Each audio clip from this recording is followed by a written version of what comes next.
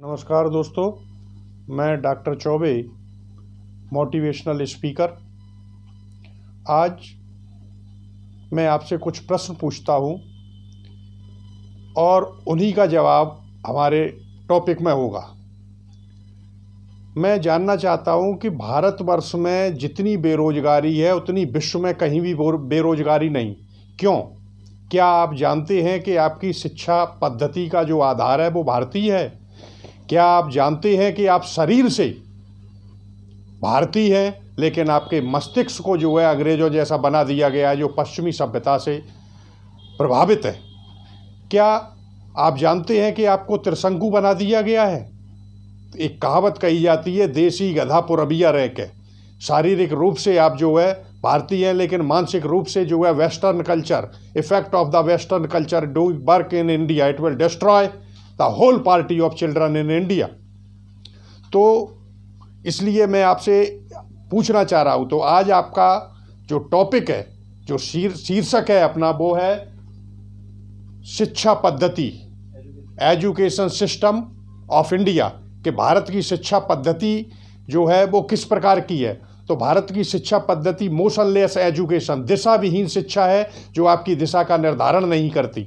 आपको क्या बनना है, 12th पास कर लिया, अब आपको क्या करना है, यूपीएससी आगे करेंगे, आप बीएससी करेंगे, बीकॉम करेंगे, एसएससी करेंगे, कुछ भी आपको पता नहीं है। आपकी दिशा का निर्धारण यहाँ पे नहीं किया जाता है।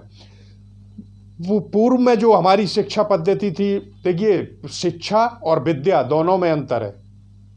विद्या सा विद्या या विमुक्तये, जो हमारी मुक्ति का मार्ग प्रशस्त करे। पहले भौतिकता से हमारी मुक्ति होती थी और उससे भौतिकता के बाद हम अध्यात्म से जुड़ जाते थे। और शिक्षा का तात्पर्य जो है सीखना होना चाहिए, लर्न। तो हमें कुछ सिखाया ही नहीं जाता। हमें जो पढ़ाया जाता है वो क्या पढ़ाया जाता है कि हमें लिखा दिया कि अब्राहम लिंकन अमेरिका का राजा था, अमेरिका का राष्ट्रपति था, तो क्या करूं, सब्जी लेने जाऊं अगर, तो उससे सब्जी वाले से बोलूं कि मुझे अमेरिका के राष्ट्रपति का नाम याद आता है या अमेरिका के 50 राष्ट्रपति को मैं जानता हूं, क्या मतलब निकलेगा इसका? तो शिक्षा टेक्निकल होना चाहिए। अब टेक्निकल भी जो इंडिया में दी जाती है, हमें जैसे एमबीए करते हैं, हम बीए करते हैं, बीबीए करते हैं, बीटेक करते हैं, एमटेक करते हैं, इनके लिए हमारे जो विद्यार्थी हैं वो 20,000 करोड़ पर ईयर जो है लोन लेते हैं, और उसमें से 18,000 करोड़ लोन पटाया नहीं जा सकता, क्योंकि हमारी सरकार जो है रोजगार नहीं दे पाती है छात्रों को। तो हमारी शिक्षा पद्धति का प्रकार इस तरीके से, और ये बर्बाद हुआ है जब 1935 में 1935 में जो है लॉर्ड मैकाले ने शिक्षा नीति लागू की। तो एक अंग्रेज तुम्हारे लिए अच्छी शिक्षा नीति लागू क्यों करेगा? 74 साल से हम ये सोच ही नहीं पाए और अपनी शिक्षा को जो है हम बदल ही नहीं पा रहे हैं। ऐसा क्यों? कंपटीशन में आप देखिए, नेट होता है, पीजी करने के बाद, पोस्ट ग्रेजुएशन के बाद नेट का पेपर है। अब संस्कृत का कोई प्रोफेसर बनने के लिए जा रहा है, या इंग्लिश का बनने को जा रहा है, या हिंदी का बनने को जा रहा है, उसका फर्स्ट पेपर करेंगे तो उसमें मैथ्स आएगा, रीजनिंग आएगा, इंग्लिश आएगा, जीएस आएगा। अरे संस्कृत वाले को इंग्लिश से क्या लेना देना? आप 74 सालों से क्या कर रहे हैं? अपनी शिक्षा पद्धति को नहीं सुधार पा रहे, राष्ट्रभाषा अपनी लागू नहीं कर पा रहे। ये है हमारी शिक्षा पद्धति। और फिर क्या होता है, 10th और 12th के जब रिजल्ट्स निकलते हैं तो यहाँ आत्महत्या करते हैं। वैदिक युग में हमारे यहाँ छात्र आत्महत्या नहीं करते थे, क्योंकि हम जो है मॉरल एजुकेशन सिखाते थे। अब मॉरल एजुकेशन शिक्षा से बिल्कुल हटा दी गई है। तो जब हम मॉरल एजुकेशन नहीं सिखा रहे, हमारी शिक्षा पद्धति इस प्रकार की है, तो छात्र आत्महत्या कर रहे हैं। मैं तो कहता हूं छात्रों को आत्महत्या नहीं करना चाहिए। एजुकेशन सिस्टम जो है वो बनाने वाले लोगों को आत्महत्या करना चाहिए, उन अध्यापकों को आत्महत्या करना चाहिए जो पढ़ाते हैं। तो अब अध्यापक क्या है, वो एजुकेशन सिस्टम के हिसाब से चल रहा है, तो ऊपर जाओ तो उन्हें करना चाहिए कि 74 सालों से ये सो रहे हैं और कुछ भी नहीं कर पा रहे। शिक्षा पद्धति में छात्रों के जीवनों के साथ खिलवाड़ कर रहे हैं। कंपटीशन है, बैंक का होने के लिए जा रहा है, फार्म जो है वहाँ भरा जाएगा, हिंदी में भरा जाना है। क्या ज़रूरत है उसमें इतना अंग्रेजी का टफ पेपर करने की? और फिर रही बात हमारी, जब अंग्रेज यहाँ से चले गए, वो शिक्षा पद्धति वो लागू कर गए कि उनकी भाषा चला, उनकी भाषा के अंग्रेजी के चक्कर में आप सब तो चाइनीज के, आप कंप्यूटर नहीं पढ़ते, वो अपनी भाषा में पढ़ते, जापानीज अपने भाषा में पढ़ते हैं। आप हिंदी में क्यों नहीं पढ़ सकते?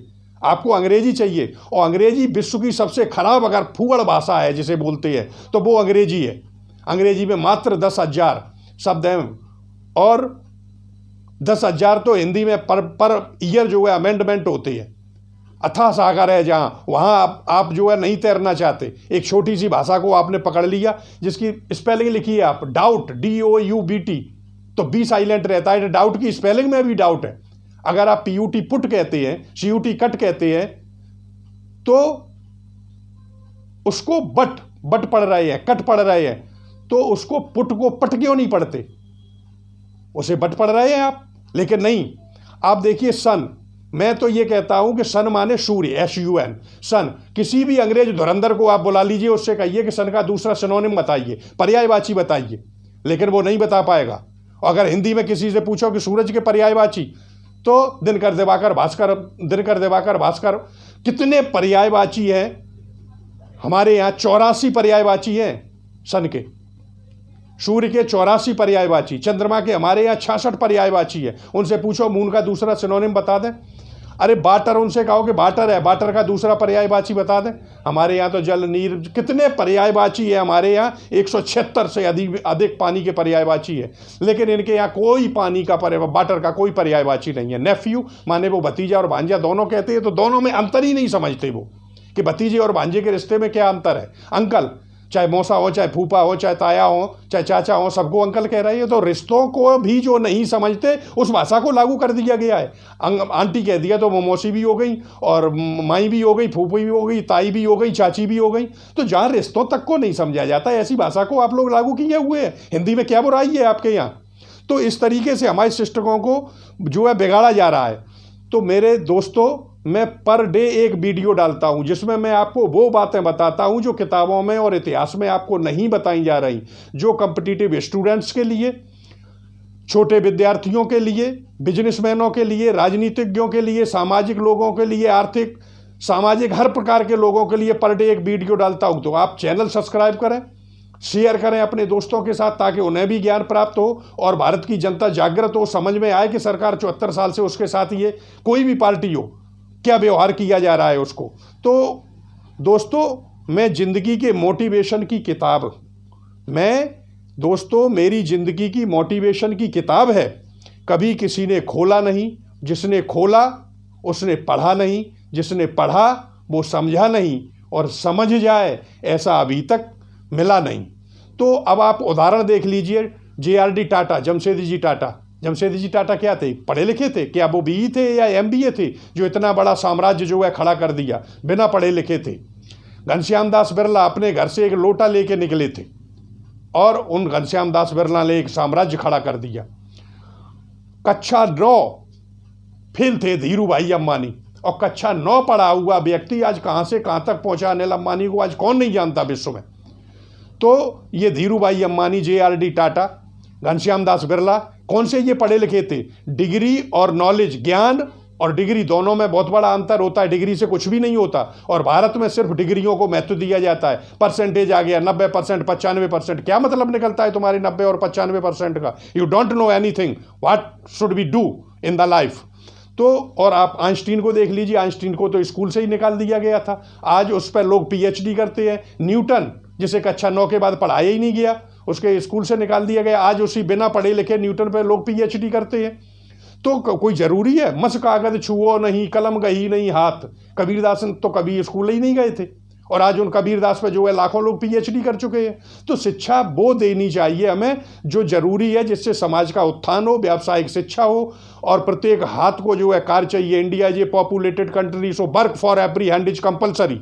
लेकिन हमारी सरकार जानबूझ के जो है बेरोजगार बनाती है छात्रों को। ऐसी शिक्षा दी जा रही है जो किसी कार्य की शिक्षा नहीं है। पद्धति जो हमारी पुरानी पूर्व में थी, उसमें मॉरल एजुकेशन भी थी, और उसके बाद अपना रोजगार प्रारंभ करते थे। तो ये है हमारी शिक्षा नीति। इसी के साथ अपनी वाणी को विराम दूंगा। जय हिंद, जय भारत।